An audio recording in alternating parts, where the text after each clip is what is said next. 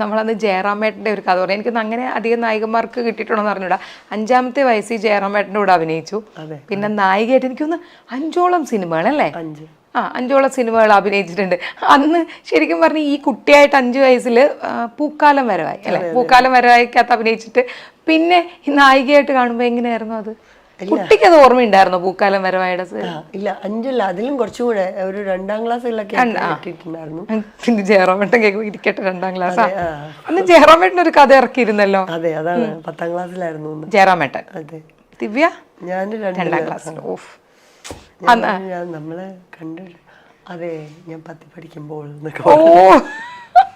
അതെനിക്കൊന്ന് 10ലായിരുന്നു. ഓ ശരി. വീണ്ടും ഈ അന്നൊരു ശരിക്കും പറഞ്ഞാൽ നിങ്ങൾ ആ ചെറിയ പ്രായം എന്ന് പറയുമ്പം ജയറാമേട്ടനെ സംബന്ധിച്ചൊരു അച്ഛൻ പോലത്തെ ഒരു ഫിഗർ ആയിരിക്കുമല്ലോ ജയറാമേട്ടൻ, കേൾക്കണ്ട. എന്നിട്ട് ഈ നായികയായിട്ട് വന്നു. ഇത് വേണമെങ്കിൽ ക്രോസ് ക്വസ്റ്റ്യൻ ചെയ്തോളൂ കേട്ടോ, എനിക്ക് ഞാൻ പോയിട്ട് അച്ഛൻ ഫിഗർ ആയിരുന്നു എന്നൊക്കെ. അല്ല, ഒരു അങ്കിൾ അച്ഛൻ വെട്ടി അങ്കിൾ. ദിവ്യ ഒരു രക്ഷയിൽ ദൈവം കണ്ടോ? അല്ല ദിവ്യ, നമ്മൾ അച്ഛനല്ല അങ്കിൾ. പറ അങ്കിൾ, അതിലും പ്രശ്നം ചേട്ടൻ മതിയോ?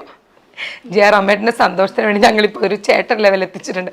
പറ ചേട്ടൻ പിന്നെ നായകനായിട്ട് വന്നപ്പോ എങ്ങനെയായിരുന്നു? ഇല്ല ജെസ്സി, ജയറാമേട്ടൻ അന്നും അല്ല ആദ്യമായിട്ട് കാണണേ. ഈ യൂത്ത് ഫെസ്റ്റിവലിനൊക്കെ ഈ സെലിബ്രിറ്റീസ് ട്രോഫി തരാനൊക്കെ വരില്ല, അങ്ങനെ കണ്ടിട്ടുണ്ട്. ഞങ്ങളുടെ സ്കൂളിൽ ഗസ്റ്റ് ആയിട്ട് വന്നിട്ടുണ്ട്. പിന്നീടാണ് പൂക്കാലം വരവായിലേക്ക് വരുന്നത്. ഈ അമ്പലത്തിൽ, ഞങ്ങളുടെ കുടുംബക്ഷേത്രത്തില് ധനശേഖരണം, ഈ ഉത്സവത്തിന് മുമ്പുള്ള അതിന്റെ ഉദ്ഘാടനത്തിന് അങ്ങനെ കുറച്ച് പരിചയമുണ്ട്, അന്ന് കണ്ടു പരിചയമുണ്ട്. അപ്പോ ഭയങ്കര ഒരു എന്താ പറയാ, അന്നേരം കണ്ട അവിടെ കണ്ട ആൾ അങ്ങനെയല്ല, അതൊരു കണ്ടിന്യൂസ് ആയിട്ടുള്ള ഒരു ജേർണി ആയിരുന്നു. ജയറാമേട്ടന് ഇനി കുറെ കഥകൾ കേട്ടിട്ടുണ്ട്, സെറ്റിലൊക്കെ പുള്ളി ഉണ്ടാക്കി പറയുന്നത്. അങ്ങനത്തെ എന്തെങ്കിലും കഥകൾ ഓർമ്മയുണ്ടോ ദിവ്യക്ക്? കഥകളില്ല, ഈ ഡാൻസ് പ്രോഗ്രാം ചെയ്യുമല്ലോ ഞാൻ, അന്ന് സിനിമയിൽ അഭിനയിക്കുമ്പോ തന്നെ അപ്പൊ പറയും അത് ഒറ്റപ്പാലം. അപ്പൊ എന്നിട്ട് വെറുതെ ഇങ്ങനെ അവിടെ അടുത്തൊരു സുബ്രഹ്മണ്യന്റെ അമ്പലമുണ്ട്, കൃഷ്ണന്റെ അമ്പലമുണ്ട്, ദേവിയുടെ ഉണ്ട്, പിന്നെ അങ്ങനെ വെറുതെ കഥ ഉണ്ടാക്കണം. ഇവിടെയൊക്കെ ഉത്സവമുള്ള സമയത്താണ് ദിവ്യ അഭിനയിക്കുള്ളൂ അവിടെ. കാരണം അപ്പോഴാണ് സിനിമ അഭിനയവും പിന്നെ ഒരു 3-4 ഇനാഗുറേഷൻ, പിന്നെ ഒരു കുറച്ച് അതിന്റെ ഇടയിൽ കൂടെ നമ്മള് സിനിമ എടുത്തിട്ട് ഇങ്ങനത്തെയൊക്കെ കഥകള്. പിന്നെ ഇന്ന് ഞാൻ പറയും ഏത് ഡാൻസ് കളിക്കണേ, ഞാൻ പറയും ഇന്ന് കൃഷ്ണന്റെ, അതാ മുരുകന്റെ അമ്പലം, അറിഞ്ഞില്ല, വെറുതെ ചുമ്മാ ഇങ്ങനെ. അയ്യോ ദൈവമേ, ഇത് മുഴുവൻ കൃഷ്ണൻ ഉണ്ടാക്കി വെച്ചുള്ള, ഇത് മുരുകന്റെ ആണല്ലോ, ഇനി എന്ത് ചെയ്യും എന്നൊക്കെ.